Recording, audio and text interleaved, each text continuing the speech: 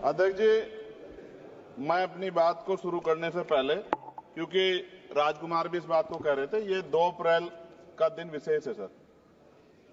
मैं जेल में था सहारनपुर, 2 अप्रैल 2018 को आंदोलन हुआ, 13 नौजवानों ने शहीदगी दी सर। मैं उनको नमन करता हूं सर। और आज फिर 2 अप्रैल है, एक और शहीदगी की तैयारी लग रही। तो मैं उन क्रांतिकारियों को भी आज याद करता हूं जिन्होंने, मुस्लिम क्रांतिकारी जिन्होंने देश की आजादी में योगदान दिया। सर, अंदाजे जमाना कहता है कि मौजे हवा रुख बदलेंगी, अंगारों से गुलशन फूटेगा, शबनम से सरारे निकलेंगी। वक्फ संशोधन विधेयक 2024 संवैधानिक मूल्य एवं सांप्रदायिक सौहार्द के लिए गंभीर खतरा है। वक्फ संशोधन विधेयक 2024 संवैधानिक अधिकारों, विधिक सिद्धांतों और धार्मिक स्वतंत्रता पर गंभीर आघात है। विधेयक वक्फ प्रबंधन को कुशल और प्रभावी बनाने का दावा करता है, लेकिन इसके 44 संशोधन इन वादों को पूरा करने में असफल है। हमारा मानना है कि इस संशोधन से स्पष्टता, साक्ष्य और मूल कारण विश्लेषण का अभाव होगा। पूर्व संशोधनों का मूल्यांकन नहीं होगा, हितधारकों से परामर्श की पारदर्शिता नहीं होगी, मौलिक अधिकार का उल्लंघन होगा। Article 13, article 14, article 25, article 26, article 50, article 300 सर्वोच्च न्यायालय के निर्णय, स्थापित कानून और इस्लामी सिद्धांत और संविधान की भावना का उल्लंघन होगा। असत्य वादे बनाम वास्तविक प्रभाव, विधेयक सुधार और सशक्तिकरण का दावा करता है, लेकिन वास्तव में धार्मिक संपत्तियों के पुनः वर्गीकरण, जब्ती का प्रावधान संशोधन 39A, ऐतिहासिक मस्जिदों, कब्रिस्तानों को सरकारी संपत्ति घोषित करना, जिससे सांप्रदायिक तनाव पैदा हो सकता है। जिलाधिकारियों को अत्यधिक अधिकार प्राप्त करना, संशोधन 4B। जिलाधिकारी सर सरकार के होते हैं, वो सरकार के हिसाब से काम होते हैं। यहाँ जितने MP बैठे हैं विपक्ष के, इनसे पूछ के देखो कि इनके जिले में क्या हाल है। इनका जिलाधिकारी सुनता नहीं सुनता, MP बैठे हैं, पूछ के देखो विपक्ष के, आपको पता लग जाएगा। सर, धार्मिक विशेषज्ञता या समुदाय की सलाह के बिना निर्णयों से संपत्ति विवाद और विश्वास की कमी उत्पन्न होगी। ट्रिब्यूनल की शक्ति कमजोर करना और मुस्लिम प्रतिनिधित्व हटाना, संशोधन 10B। धार्मिक कानून की त्रुटिपूर्ण व्याख्या और पक्षपाती निर्णय, दानकर्ता इच्छा की उपेक्षा व धार्मिक स्वतंत्रता का हनन, संशोधन 5A।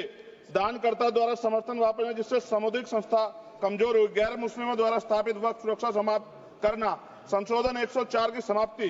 अंतर धार्मिक सौहार्द प्रभावित होगा सर। सदियों पुरानी धार्मिक संपत्तियों पर सीमा अधिनियम लागू करना, संशोधन 27B। कब्जा की गई संपत्तियों की स्थायी हानि, धार्मिक विषयों को दरकिनार कर वक्फ निर्धारण करना, संशोधन 6C। धार्मिक ज्ञान के अभाव में संपत्तियों गलत वर्गीकरण, पंजीकृत वक्फ घोषणाओं को अपराध घोषित करना, संशोधन 312। भय के माहौल में धार्मिक दान में गिरावट, मनमाने सर्वेक्षण को और वर्गीकरण की अनुमति देना, संशोधन 8A। धन्यवाद वकील साहब। सर, अभी पूरा दो जाने दो। सारी धाराएं पढ़ दोगे आप तो? सर, 2 मिनट में खत्म करूंगा और ये इंपॉर्टेंट है सर, मौका दीजिए सर। बिना जवाबदेही के बड़े पैमाने पर वक्फ संपत्तियों का पुनः वर्गीकरण, प्रशासनिक भ्रम और प्रभावशीलता को नुकसान पहुंचाना, संशोधन 12D। कानूनी विवादों और कुप्रबंधन को वक्फ बोर्डों की विश्वसनीयता का नुकसान, स्पष्ट आधारों पर राज्य द्वारा वक्फ बोर्ड को भंग करने का अधिकार, संशोधन 3C। राज्य के व्यापक विरोध प्रदर्शन, धार्मिक लक्ष्य का लक्ष्य, सार्वजनिक हित के नाम पर वक्फ प्रशासन पर पूर्ण नियंत्रण, संशोधन 37C2। व्यापक स्तर पर अशांति विरोध प्रदर्शन, कानून व्यवस्था गंभीर स्थिति।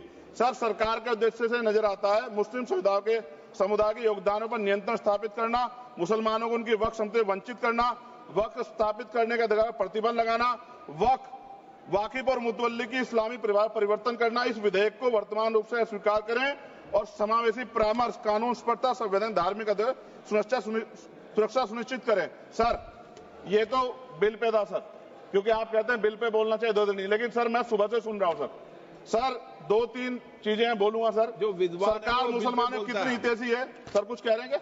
जो विद्वान होता है वो बिल पे बोलता है। सर, बस खत्म कर रहा हूं। सरकार कितनी हितैषी है सर?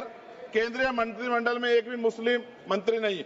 सच तो यह है कि अभी ईद पे नमाज पढ़ने के लिए भी नए नियम बनाए गए, और जो नमाज पढ़ रहे थे उनके पीछे पुलिस कर्मचारी लाठी लेकर खड़ा था, मैंने खुद देखा सर। अगर सरकार इतनी देर सच्चर कमेटी की रिपोर्ट पर चर्चा कराएगी। बिल्किस बानो के आरोपियों का जेल से बाहर आने के बाद स्वागत किया गया सर। मुसलमानों की जमीन की बात है, SC/ST की जो जमीन है वो छीनी जा रही है सर। कानून से ऊपर उठकर मुसलमानों घरों पर बुलडोजर चलाए गए, सबने देखा। सुरक्षा की बात करते हैं, लिंचिंग की गई, मुसलमान मारे गए सर। कावड़ यात्रा में गरीबों के ठेलों पे सुप्रीम कोर्ट ने ऑर्डर किया कि नाम मत लिखवाओ, देश को मत तोड़ो। अंत में सर बात निकली है तो दूर तक जाएगी। पार्टी सरकार के नेता यात्रा निकाल के कहते हैं मुसलमानों को भगाओ। और कई एक मुस्लिम एमपी पिछली बार सर उनको क्या क्या शब्द निकले, कोई निंदा नहीं हुई सर, और उसका प्रमोशन हुआ। और कभी आपके नेता कहते हैं सरकार गोली मारो, और आप हिंदू राष्ट्र की बात करते हैं सर। मेरा यह कहना है सर, मैं इसका पुरजोर विरोध करता हूं और अपनी एक शायरी के साथ खत्म करूंगा। तो बहुत सुनी मैंने आज दोनों तरफ, जब तक ना बदले जालिम हुकूमत का मिजाज, एहतजाज एहतजाज एहतजाज, और ये तब तक रहेगा जब तक सर अपनी सरकार सोच नहीं होती। धन्यवाद सर।